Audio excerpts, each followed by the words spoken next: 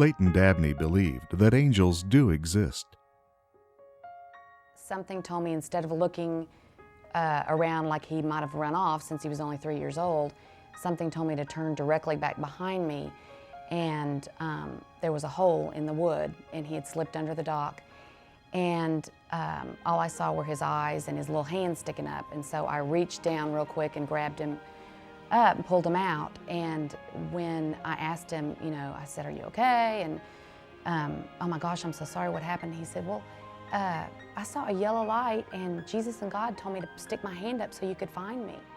I remember Clayton having numerous encounters with angels, as he would call them, in the hospital. He would talk about yellow lights often, right before he had to have a procedure, or when he was scared, when we would ask him if he was okay, and he would make comment, "Yes, I see the yellow light, my angels are here."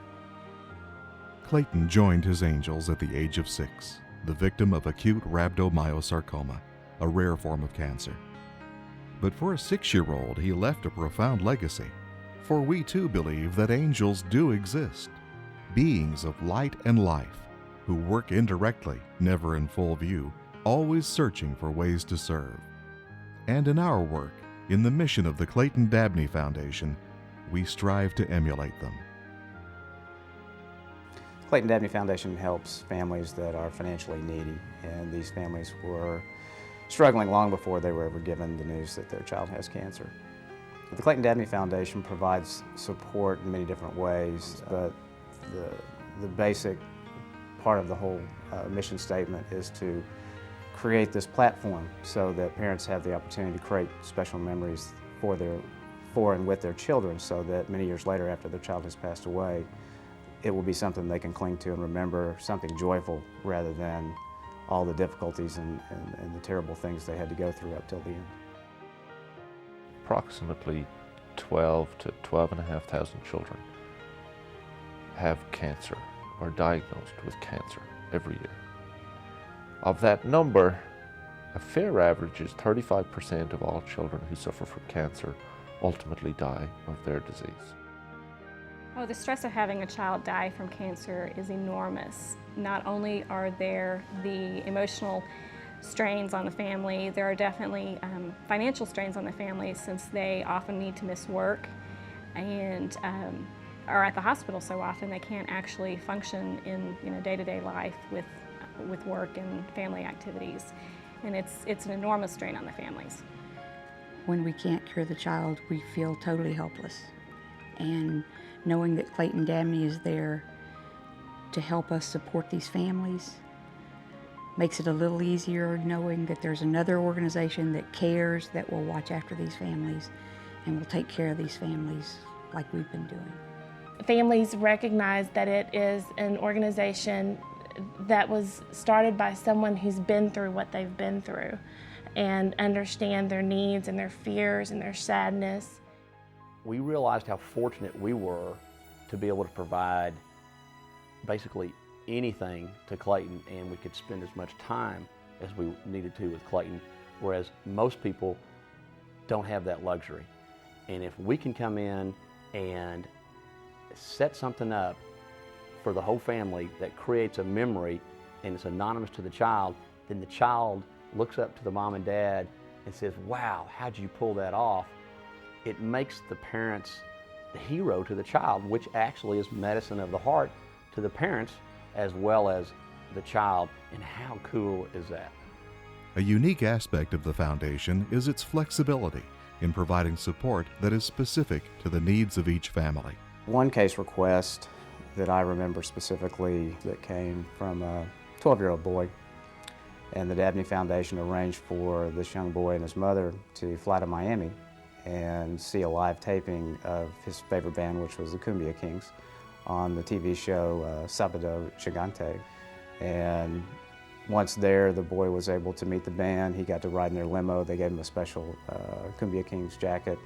And when he returned home, the social worker said he could not stop smiling. It was the greatest moment in his life, and it's a moment that his mother will cherish forever.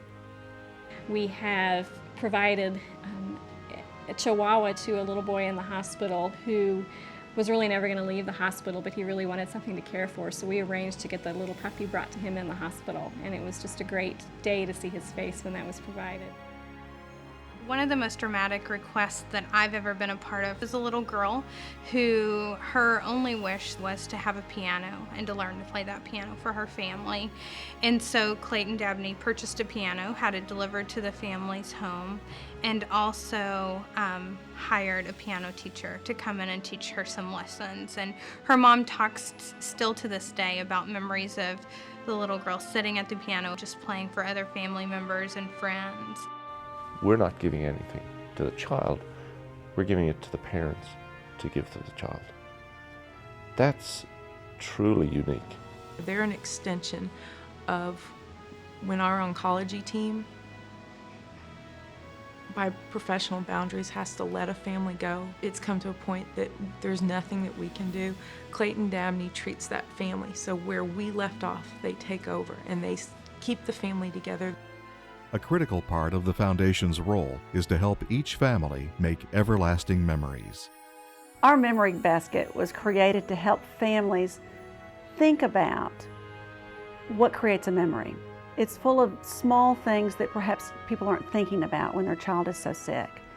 It includes a camera, it includes a dictaphone, it includes a cast for making a handprint. It's little memories for families to hold on to when their child dies. I think it helps the parents just as much as it helps the child. More. Maybe even more, because they hopefully feel a little bit better once the child's gone, because they have that one more really great memory that they were able to do because of the Clayton Dabney Foundation.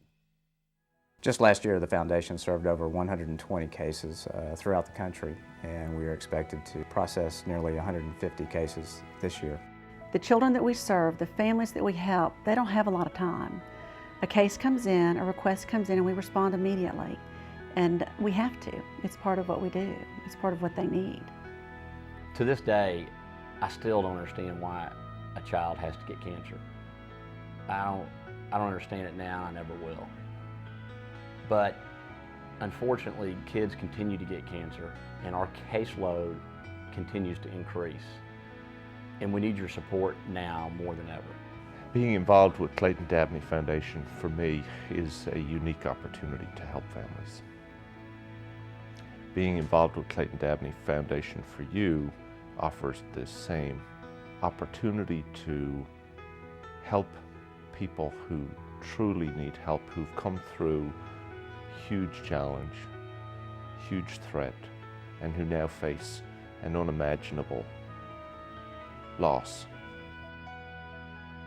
What I found attractive about the goals of the foundation was here was an opportunity to help some underprivileged children who are in their last stages of life, when the doctors have closed the books, and we can come in and perhaps provide them an everlasting memory that perhaps their parents are unable to.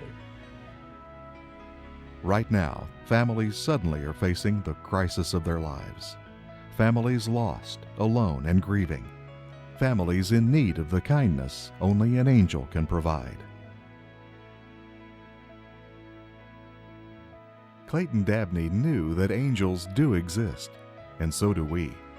We know because we work with them every day, and we believe there are many more of them out there, ready to bring light into a desperate family's darkest hours.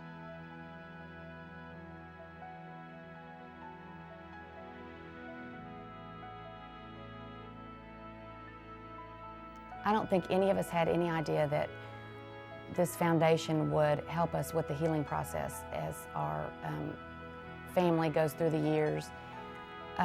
It helps us to keep Clayton's memory alive, and it has taught our children, our remaining children, Michael, Christina, and Kate, the value of giving to those less fortunate than us. And I can tell you that Clayton is looking down on all of us and is proud of what we're doing.